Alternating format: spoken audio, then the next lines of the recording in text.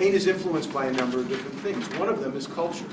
How we're raised influences how we individually experience pain. And the best example I give you is my own pain. I have pain in my back. I think I probably mentioned that. I have a bulging disc at L4-5, radiates. I have a little neuropathy from a medication condition. And I was raised in a Jewish household. So in my household, it was not only acceptable to complain about pain, it was kind of expectable. So, you know, when I call my mom, it would be, "How are you, Ma?" And all I would hear is, "Ah." So whining was part and parcel of the way I was raised, and that's the way I operate with my pain, except when I'm giving a talk, except for this part of the talk. But in the context of being here, I'm not going to be talking much about my pain. I'm certainly not going to be whining. But if I was home with my friend Laura, I'd be, you know, "Could you get me some tea, please? You know, and oh, I need a little massage ball and ice. Could you get me an ice?" So there are certain cultures where you don't talk about pain. People know what I'm talking. Anybody like that? I mean, I don't have many friends like that, but there are African cultures, women deliver babies and don't make a sound. So they have a different experience of pain based on their cultural experience and on the context in which they are. Anticipation and previous experience. So my anticipation is that at 48 minutes into this talk, it's going to start to hurt worse, because that's my sort of prior experience.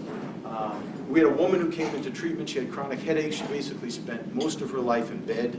She was 42 years old, 20 hours out of the day in bed, heavily medicated with sedatives and opioids. We detoxed her, and the first day into rehab, she had a 10 out of 10 headache. She was at the nurse's station. It was 9:48 in the morning, and 10 o'clock was group time. And the nurses are like, "Dr. Pohl, she says she can't go to group. She wants to go to bed." And I had, you know, the talk. "You got to go to group." She's like, "I can't go to group. My head, it's a 10 out of 10. And I said, "Well, can't get any worse.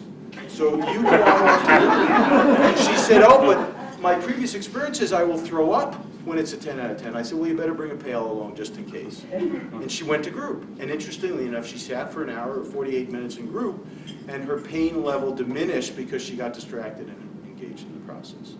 And that was the beginning of her pain recovery. So we base our experience and anticipation on our prior experience. And the last is emotional and cognitive factors. How we feel about the pain, fear, anxiety, stress, depression, and how we think about the pain.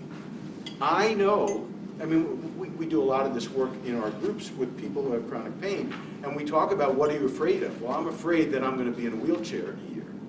Well, are you in a wheelchair now? Well, no. Well, then, you know, walk over to group. But the way in which our brain processes those thoughts really impacts our experience of pain.